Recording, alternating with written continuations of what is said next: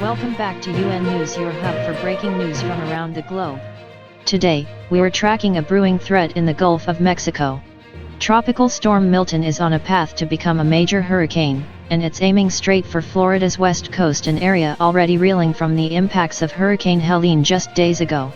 According to federal forecasters, Milton is rapidly intensifying and could evolve into an intense hurricane with multiple life-threatening hazards for both the northern and southern regions of Tampa Bay. This situation is one that Floridians, particularly those along the coast, must not take lightly.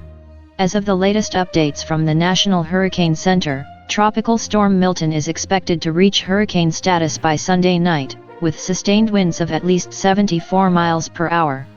But that's not all. Forecasters predict it will develop into a major hurricane within 72 hours, with winds roaring at 111 miles per hour or more. These kinds of storms can bring devastating wind damage, storm surges, and severe flooding. Let's break down the current stats. As of 2 a.m. Eastern Time, the storm was located about 365 miles west-northwest of Progreso, Mexico, and 855 miles southwest of Tampa. It's currently moving slowly, just 4 miles per hour, but don't let that fool you.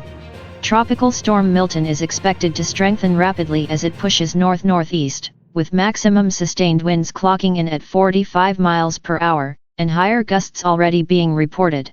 This is a developing situation, with the National Hurricane Center already issuing tropical storm watches for Mexico's Yucatan Peninsula. This includes popular tourist areas from Sealston to Cancun. Florida Governor Ron DeSantis has wasted no time in preparing the state, declaring a state of emergency for 35 counties, including the Tampa Bay region, still recovering from the devastation left behind by Hurricane Helene.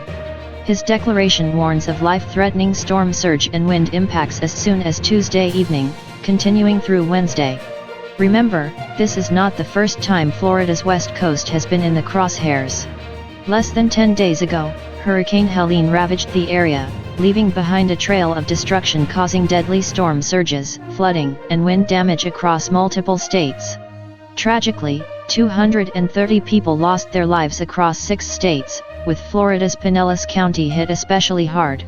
Now, with Milton's rapid intensification and its track toward the already storm-battered coastline, we urge everyone in the region to stay informed and take precautions.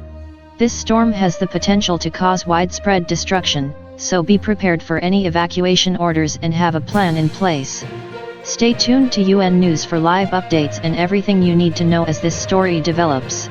Don't forget to hit that subscribe button and turn on notifications to stay ahead of the storm.